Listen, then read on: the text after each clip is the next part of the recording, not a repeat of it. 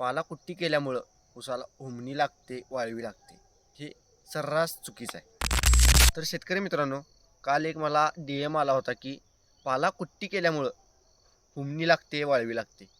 तर ती हुमणी आणि वाळवी कुठल्या कारणामुळे लागते ते तुम्हाला मी सांगतो.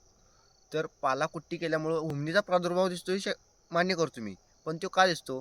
तर हुमणीला अंडी घालण्यासाठी वरच्या वर जागा मिळते. त्यामुळं आपल्याला हुमणी पालाकुट्टी केल्यामुळं लवकर निदर्शनास येते. तर हुमणी कशी तयार होते तुम्हाला मी थोडक्यात सांगतो. तर नोव्हेंबर-डिसेंबर महिन्यात हुमणीची जी अळी असते ती कोशावस्थेतून बाहेर पडते, म्हणजे त्याचा भुंगा तयार होतो.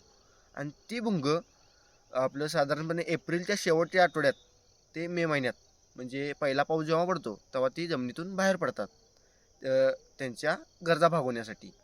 तर ते आपल्याला मे महिन्यात किंवा जून महिन्यात आपल्याला लिंबाचं झाड असू दे, बोराचं झाड असू दे, जांभळाचं झाड असू दे, त्याचबरोबर तुमचं बाभळीचं झाड असू दे, ह्या झाडांवर पानं खाताना दिसतात.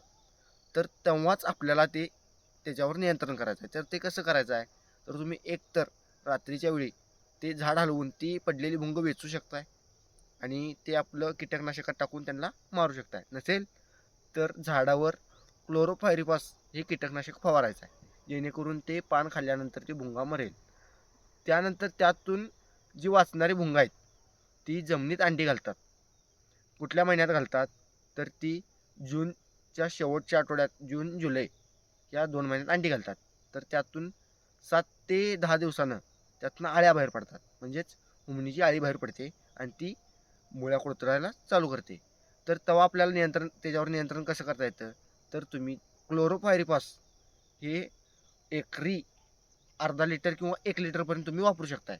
याची ड्रिंचिंग करून घ्या किंवा आळवणी करून घ्या. तर त्याच्यावर तिथं कंट्रोल मिळतो. तर अशा प्रकारे हुमणीवर वेळोवेळी कंट्रोल केलं तर आपल्याला हुमणीचा त्रास होणार नाही.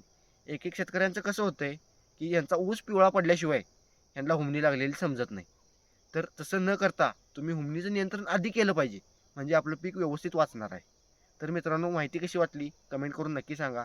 त्याचबरोबर आमच्या पेजला फॉलो करा आणि यूट्यूबवर बघत असल्यास सबस्क्राईब करा. धन्यवाद.